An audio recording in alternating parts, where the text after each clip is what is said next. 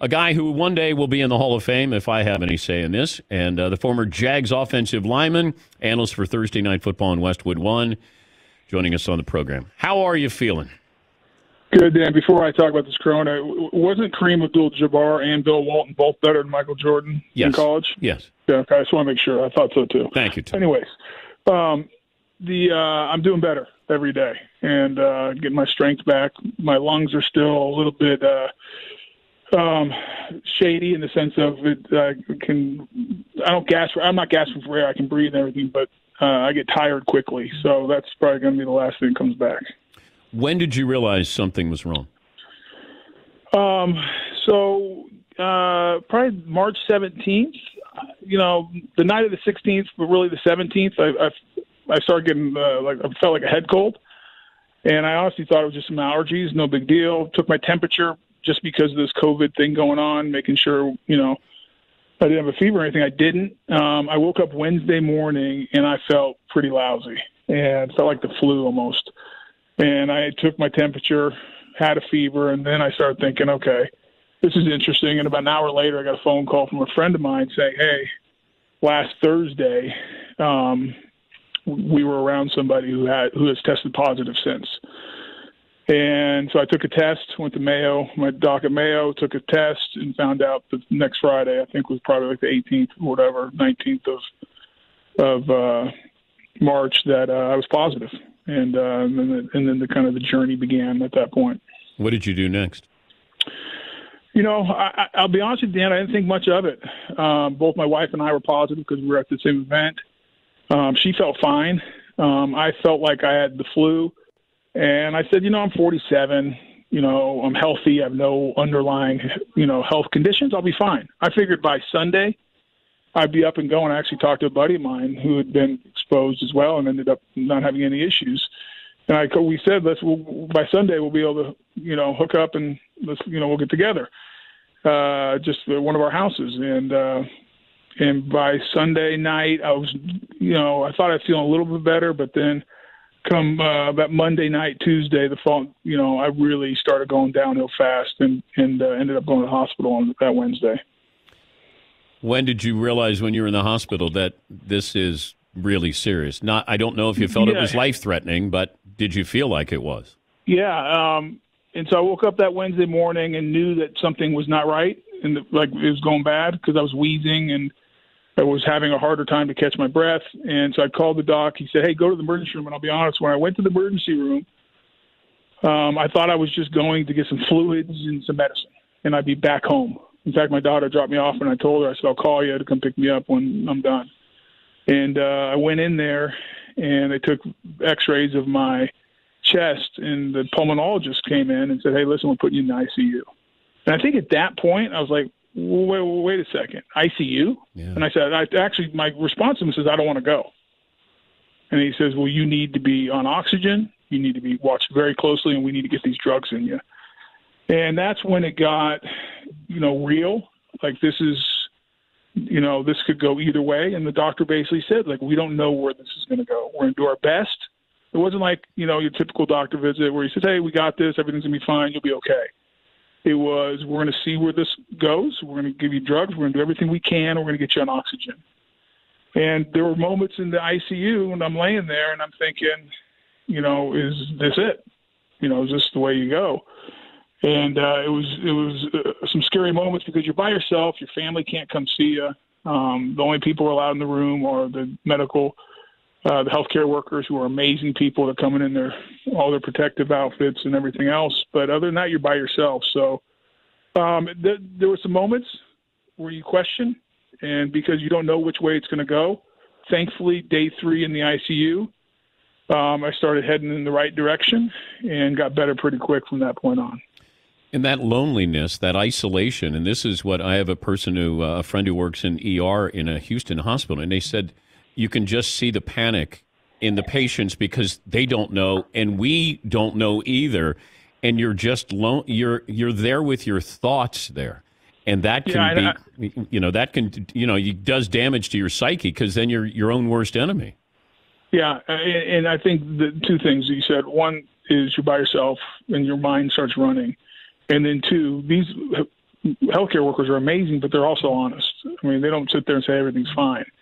I mean, they came in and said, we're going to do everything we can, but we got to see where this goes. We just don't know yet. Yeah. And those things put together are really scary. And this is where, I'm thankful for my faith. You really, because I didn't know where else to turn. I had nowhere else to turn.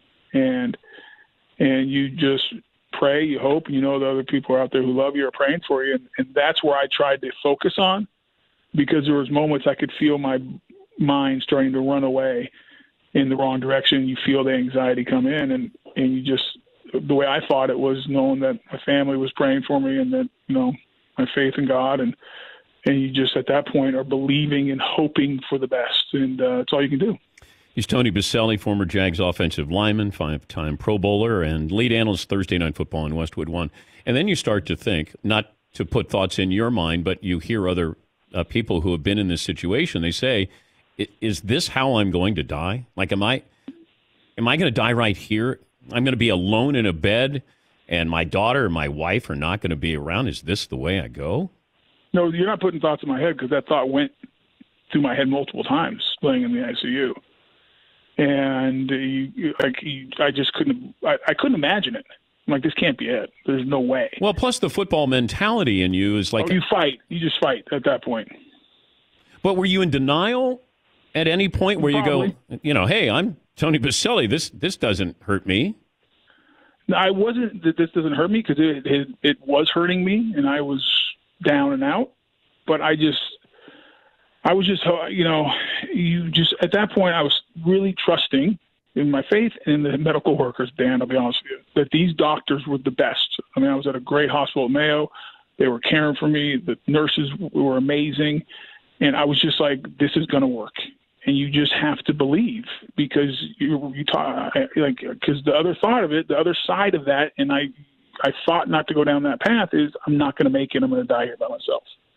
And the add to the scariness is, that there's people down the hall that are dying. Yeah. That are in the ICU with you that are dying. And you're laying there and just saying, I got to just keep fighting. I got to keep on believing, and just hope that what the doctors are doing is going to work. I appreciate you telling this story, because I'm sure when this first broke and somebody leaked that you had tested positive, there's this invasion of privacy that you feel. But we need, unfortunately, we need faces and voices and names attached to this, just so we get people's attention. But if you were going to do a PSA for this audience, just to let them know what this is and what to do, what would you say? Yeah, I'd say it's real. This is not, people aren't over dramatizing this.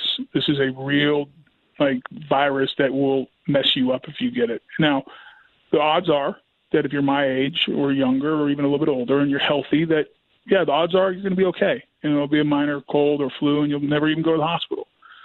But there's a chance you're going to have, like me, and a chance even you're going to have worse than me. And if you want to roll the dice on your own life, that's your business.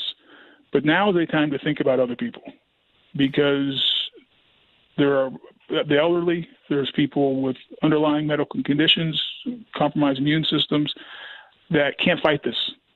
And we need to be thinking about everybody else right now. And it's difficult because people are losing jobs, and that is awful. And that's where we got to listen to these medical healthcare experts. And hopefully we can get through this over the next month. We can get to the other side and start trying to get back to some normal life activity. But if we don't take this serious, it's not just you got to worry about. I think we have to worry about our neighbors and the people around us. I think it's really a time we need to think of not just ourselves, but everyone else around us. How's your wife doing? She's great. She's way tougher than I am. She never even got a fever. She lost her taste and smell. That was her big thing. And she was tired. And she looks at me like I'm soft, because she looked at the virus and just said, "Get out of here." And here I am in the ICU, big tough football player. So but that's the crazy thing, Dan. You don't know how it's going to affect you. Two people got it at the same place. We were together.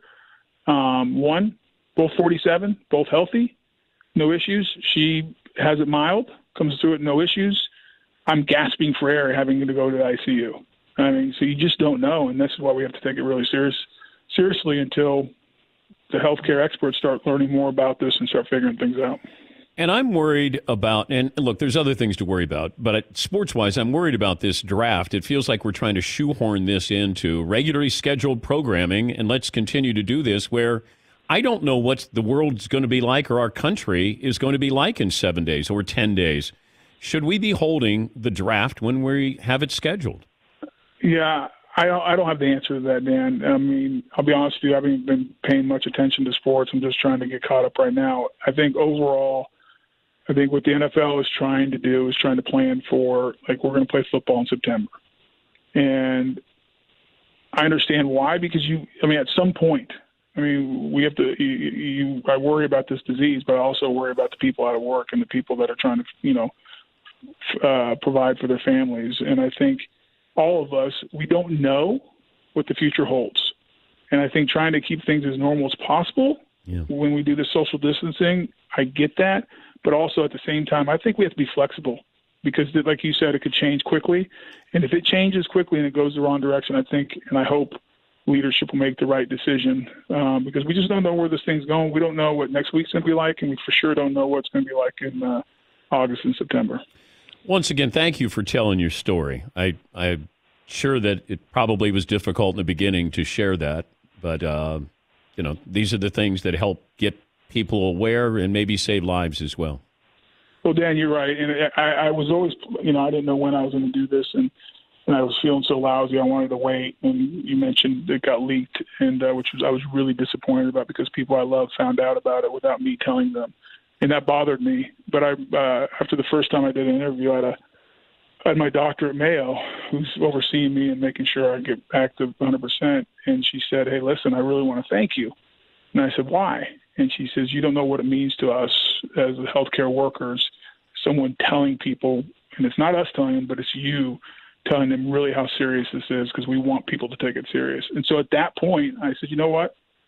I'll talk as much as I can. Then if it's going to help healthcare workers, it's going to help people have awareness. And so we can get to the other side of this. It's a small thing, but it's the least I can try to do." Did you wear your Jags jersey to the hospital? Did you look for special treatment, Tony? Don't make me laugh because I start coughing. It's hard to. I can't catch my breath. I did not. Okay. Maybe I should have, but I'll tell you, the people at Mayo were amazing, and this is what blew me away. I mean, in the midst of all this stuff that's going on, when you have conversations with God, like, where are you and what's going on? I don't get this, and but you see the love of God and people and these healthcare workers, and what they do is amazing, Dan. Yeah. They come in knowing that this is watching people die from a virus, and without hesitation, they came in and took care of me and everyone else up there. And this is my only contact to humanity of people. And they were amazing, from the doctors, the PAs, the nurses, health techs coming in to take my blood. I mean, they were amazing people, and I cannot say what they mean to me and the courage they showed to help me get through this whole thing. Well, it's good to talk to you, and we'll talk football the next time. Let's hope so. Let's hope we get back to some normal activities and we can talk sports here without worrying about this in the near future. Thank you, Tony. Good to talk to you. Thanks, Dan. That's Tony Baselli, former Jags All-Pro. Yeah, there's this mindset of certain professions where the firefighters run in when everybody's running out. The police go to the crime. These hospital workers, they're there and they know they could come down with this, but their job is to treat you. Powerful, powerful stuff. And I appreciate Tony sharing that.